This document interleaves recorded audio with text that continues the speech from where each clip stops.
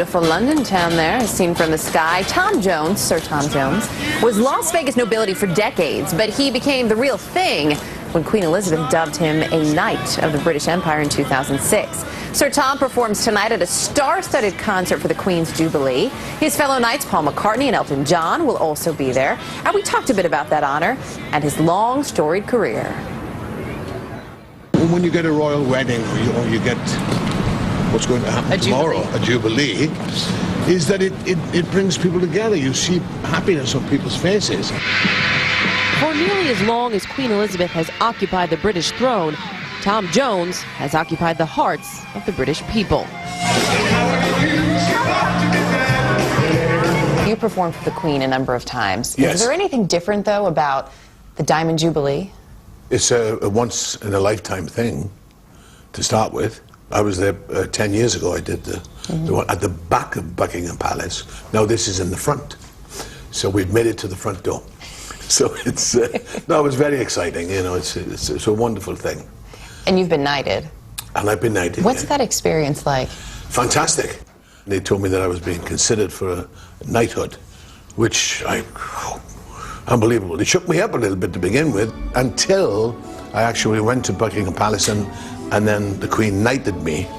Once I felt the sword on my shoulders, it all came to reality. And it was a wonderful feeling, and still is. It's a great honor.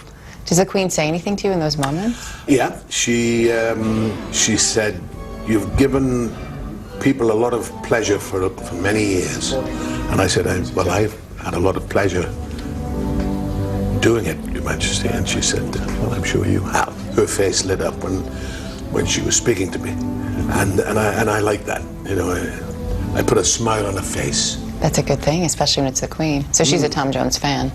I hope so. She has never said that, but I think so. The Queen would be in good company. Jones has sold more than 100 million albums in his nearly 50-year career. There I was on British television with the Beatles and the Stones, you know, and the British. I was on those shows with them, you know, Top of the Pops. Then I went to America in the same year to do an Ed Sullivan show.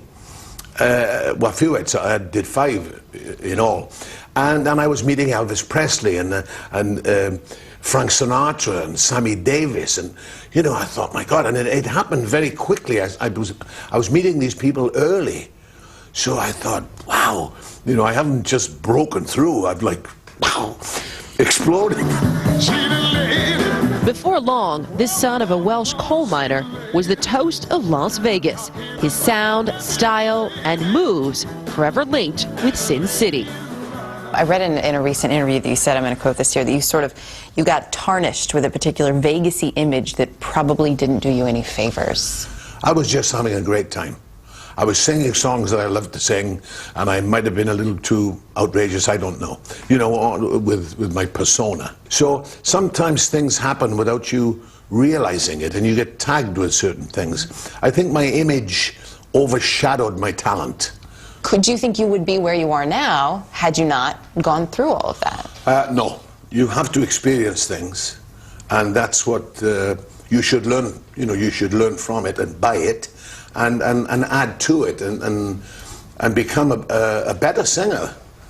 Yeah, I think you have to live in order to sing certain songs. Jones' new album, Spirit in the Room, reflects that philosophy.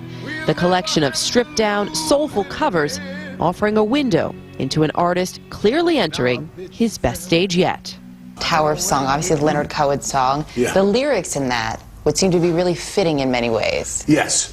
Well, I wouldn't have been able to sing it 40 or 50 years ago when I started. Well, my friends are gone, and my hair is gray. I ache in the places where I used to play. There's things that I can sing now that maybe wouldn't have been so important or would have rang so true years ago, not the ones I'm doing now. Yeah. You know, so there's a feeling of accomplishment when you've been in business for any length of time. The feeling is slightly different to what it was when you first start. But I'm exploring all the time. I'm always learning. I don't think you're never too old to learn.